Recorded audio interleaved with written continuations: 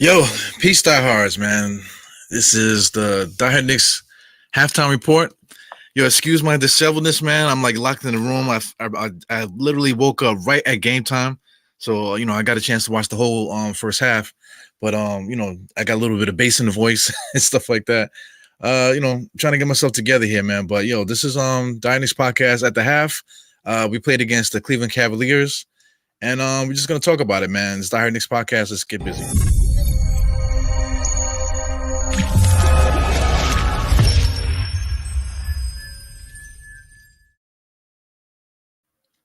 Yeah, man. So this is a tale of two halves, man. I'll put the box score back up. If you take a look at the box score here, right in the middle there, you got all the X's and dots of the makes and misses. Look at the Cleveland Cavaliers, man. We left them open a lot from three, and they missed a lot in that first half, and they did take a lot too, man. So we'll talk about too that seems to be like the game plan.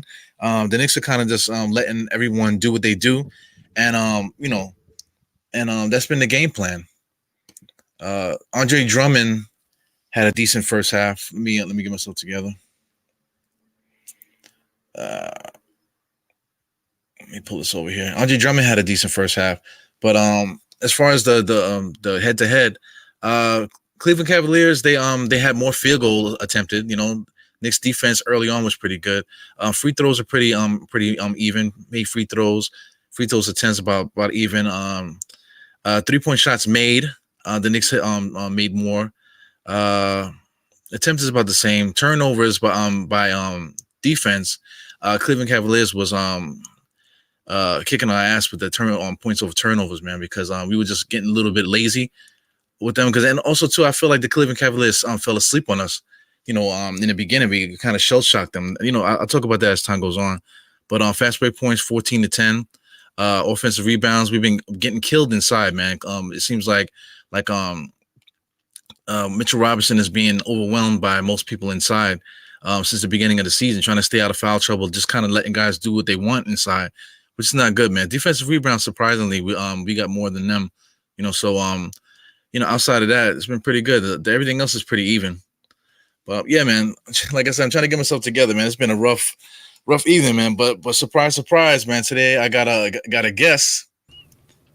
We got Simeon Russell. What's up, man? What's going on with you, brother? How you feeling, man?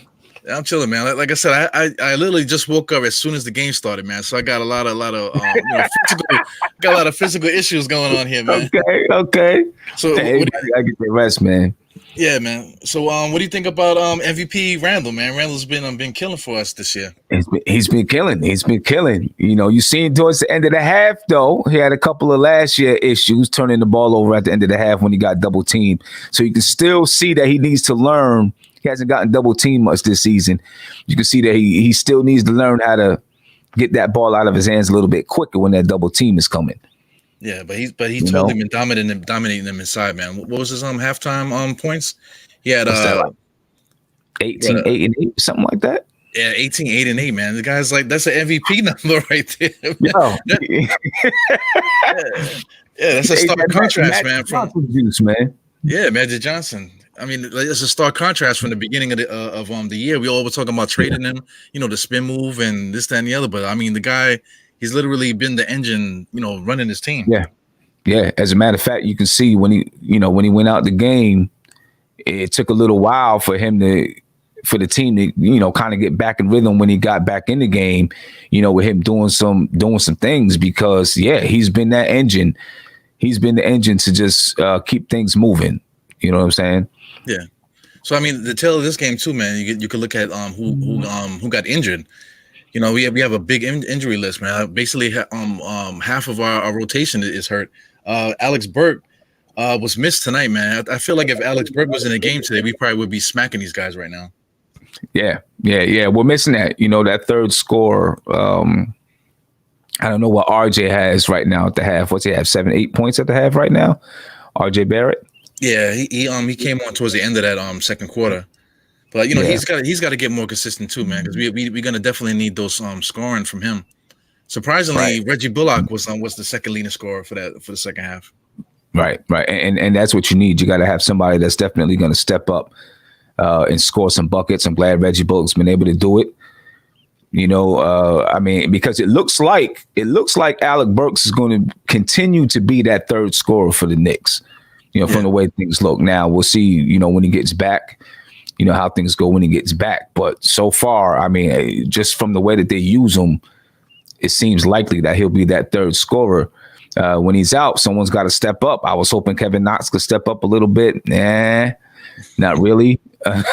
He's blanked across the screen, man. I guess he had 2 threes. If he's not making any threes, I mean, he doesn't do nothing else. No rebounds, no assists, not even a turnover. I mean, he at least turn the ball over. I mean, the guy not even a turnover. Yeah, I mean, the guy's he got 1 3 in there, right? I think he knocked down 1 3. Yeah, he had two threes. Yeah, 6 points. The one thing we're gonna have to watch, how many points do the Cavs have in the paint? We talked about that on the game preview earlier today. That the Cavs have been averaging 64, 65 points in the paint. The Knicks have been giving up 60 points in the paint. So I was just a little bit afraid that, the Knicks would end up giving up 70 points in the paint. But they've done a good job on Colin Sexton and Darius Garland. They had to do that. They had to try to shut those guys down because those guys together have been averaging like 40, 46 points a game. Between the two, 46 points and like 11 assists a game between the two, 11, 12 assists a game between the two. You know what I mean? So, yeah, we definitely needed to shut those guys down. They did a good job handling those guys and, keeping them out the paint, not letting them run amok, as Clyde would say. Yeah, I think they basically kind of just let them do what they're gonna do in their first half. What do you think about Tom Thibodeau's game plan? Because I feel like we've been playing the exact same way for like these first few games. What do you think about his game plan? Yeah, I mean, we've definitely been playing the exact same way the first few games. It was basically, come up, get the ball to Randall, let Randall do a couple of handoffs at the top of the key, see if we can get somebody to penetrate to the basket. If we can't get anybody to penetrate into the basket, and get a dish off or a little jumper, then you give the ball to Randall in the post. Yeah. I mean, that's basically what the offense has been right now. Luckily Randall's been able to distribute, move, and find open people because he draws attention. But one of these, pretty soon, people are going to figure out what they're doing, and someone else is going to have to step up because, as we've seen at the end of the half, Randall will still turn the ball over when he gets double teamed. And teams are going to figure that out quick and start to send that double team early in the game to get the ball out of Randall's hands, because clearly when the ball's in Randall's hands, he can create for others. Yeah. It's been amazing doing that, man. He's literally been the engine. But I mean, defensively for the Knicks, I feel like they're kind of just like letting the main guy get theirs, especially the inside guys. They're letting the inside guys get what they want, and then they're doing the best that they can, trying to keep the perimeter guys, at bay. And the Knicks been doing that. Like they did that for the first 3 games, at least for the first half. Each first half of them, the Knicks should have been undefeated if they repeated, whatever they did in that first half, man. So, we'll see what happens. Bickerstaff, shout out to him because he's been doing pretty good as far as games management and stuff like that. Because between that first quarter and the second quarter, he kind of gave him a different look, and maybe like the guys got a little bit more confidence. So it's gonna be a tale for that second half. What do you think the keys to winning this game? The keys to winning the game, I think they're gonna have to find ways keep Randall out of the post, in my opinion. Right? Try to keep Randall on the perimeter at the top of the key. I know, they like to find some ways to get some inside presence, but I'm afraid Randall gets the ball in that post area, they're gonna double team him, and there's gonna be more turnovers. I think he's already got about 4 turnovers. He's had the ball in his hands a lot. So, I'd like to, try to keep Randall, I don't want to say out on the perimeter, but keep him in that foul line area, handing the ball off and then get into the paint from that foul line area. I think he's most effective there. And then I think we need to find a way, to make sure we get a body on Drummond. You're not going to stop him from rebounding. He averages 15 rebounds a game, right? But, don't let him dominate the paint. You know what I'm saying? Because if you let Drummond dominate the paint, we'll be in trouble. And then we're going to need somebody else. Somebody else is going to have to step up and score. Right now, it's Reggie Bullock and Randall. RJ Barrett needs to step up, and we need RJ Barrett to get hot. I think because we only got 2 guys. We literally have to protect Julius Randle at all costs, man. Because he's like basically our only offensive weapon right now. Yeah. Right. So we really need RJ Barrett to get hot. What is he like? 3 for 8, 3 for 9 or something like that so far? Yeah, he's been doing his thing, man. Let me see if I can get it back up here. RJ Barrett talking about.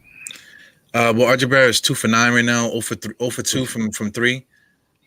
Mm-hmm. He's been kind of like, quasi in it, like the first quarter and the second quarter were 2 different games, man. He like the end of the second quarter, he kind of came on a little bit. So right. I mean, we need him to have like, he can't have a 6-point second half. Definitely, he's definitely got to get a double figure second half in order for us to be in this game. Exactly. And I think if RJ Barrett can be that next guy and step up and start to get some buckets, get hot a little bit. He doesn't even have to get scorching hot, just enough so that he's really a threat. And Reggie Bullock can continue to make some shots and Randall continue to play well. I think we can pull this one out easy. We'll see. If we do those things. But again, I still am not secure with that third quarter. Right? We did it against Milwaukee. Can we do it again? Can we withstand Cleveland coming out and playing a higher intensity of defense? And I know they're not a top team. Hey, you know what? Right now, they're the best team in the Eastern Conference. So let's treat them like they're the best team in the Eastern Conference. You know what I'm saying? They're 3-0. They're number 1 in the East. We might as well treat them that way and expect that they're going to come out. The Knicks players expect that they're going to come out and try to bum rush you in the third quarter. And we got to come out and be able to match that intensity. Yeah, they got the offensive power to do it, man. They got Sexton, Garland. Those guys been kind of quiet for the most part. Osman. I kind of like Osman. He was 2 for 10. If Osman had a better shooting line, we probably would be in trouble right now. But I mean, tale of 2 halves, man. So we'll see what happens with that second half, man. Yeah. Thank you for jumping in, Mr. Sim. I appreciate it. Yeah, no doubt. I appreciate it, man. I'm here for you. As long as I'm home and whatnot, I'm here for it. If I'm on the road, I'll try to jump in through my phone or whatever. But after the game, I'll be doing a post game after the game. You know what I'm saying? And we try to make this halftime show a thing, man, and get some people in here. Yeah, man. So we're having a little issue with the YouTube thing, man. So just let everyone know where they could find you. Yeah, multiple places, man. You can find me on nbkfam.com. I'll be live on there. I'll be on facebook.com/nothingbutKnicks and twitch.tv/nothingbutKnicks. All right, so if you go to Facebook and just type in Nothing But Knicks, the page should come up. And you can find it there. And then, go to nbkfam.com if you don't want to go to Facebook, and it'll be live on there. So you'll be able to find me live. Yeah, man. We were talking about Julius Randle. Protect Julius Randle at all costs. We're gonna protect Sim at all costs too, man. Keep supporting the guy, man. Yeah, YouTube is not the end all for everything, man. So Sim is still doing his thing. Yeah. That's right. And one of these days, we're gonna be building. I'll talk to you about it later, Eru. Yeah. I don't want to put it all out. We'll put it all out there. Yeah, I got you. Yeah, man. So I don't want to take everybody away from the game, man. So enjoy that second half, man. Sim, thank you again for chiming in. And no problems, brother. Yeah, see you guys with the next one, man. All right. Peace. Yeah.